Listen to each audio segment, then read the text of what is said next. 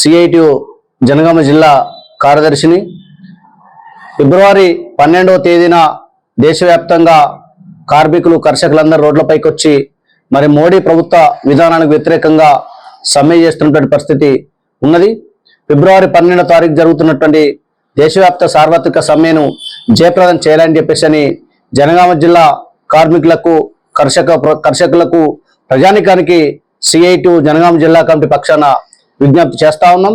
మరి కేంద్రంలో మోడీ ప్రభుత్వం అధికారంలోకి వచ్చిన ఈ 13 సంవత్సరాల కాలంలో మరి బ్రిటిష్ కాలం నాడు పోరాడి సాధించుకున్నటువంటి 29 రకాల కార్మిక చట్టాలను రద్దు చేసి 4 లేబర్ కోడ్లుగా విభజించి తీసుకొచ్చినటువంటి పరిస్థితి ఉన్నది.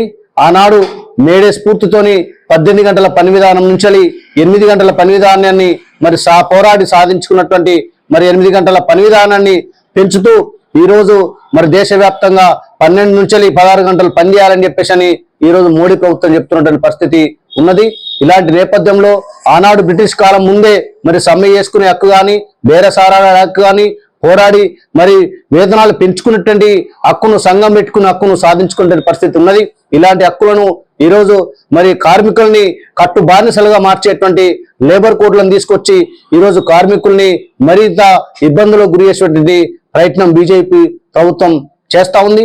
అదే కాదు, ఈరోజు విద్యుత్ సవరణ బిల్లును తీసుకొచ్చి ఈరోజు రైతులకు మరి సబ్సిడీ లేకుండా కరెంటు మరి సబ్సిడీ రాకుండా మీ గృహాలకు సబ్సిడీ రాకుండా ఎత్తివేసే ప్రయత్నం బీజేపీ ప్రభుత్వం చేస్తా ఉంది. ఇలాంటి తరుణంలో ఇదే కాదు, ఈరోజు ఉపాధి హామీ చట్టం ఆనాడు మరి వామపక్ష ప్రభుత్వంతో 2005లో మరి పోరాడి సాధించుకున్నటువంటి మరి ఉపాధి హామీ చట్టం, గ్రామీణ ఉపాధి హామీ చట్టం ఏదైతే ఉన్నదో ఆ చట్టాన్ని రద్దు చేసి ఈరోజు విబిజి రామ్జీ మరి ఒక సంక్షేమ పథకంగా తీసుకొచ్చినటువంటి పరిస్థితి ఉన్నది. 200 రోజులు మరి వలసలు నివారించాలని, అట్లాగే కార్మిక వర్గానికి వ్యవసాయ కూలీలకు మరి ఉపాధి మార్గం కల్పించాలనే ఉద్దేశం కొద్దీ మరి ఆనాడు మరి వామపక్షాల ప్రభుత్వాలు తీసుకొచ్చినటువంటి ఉపాధి హామీ చట్టాన్ని రద్దు చేసి విబిజి రామ్జీ స్కీమ్ను తీసుకొచ్చేటువంటి పరిస్థితి ఉన్నది.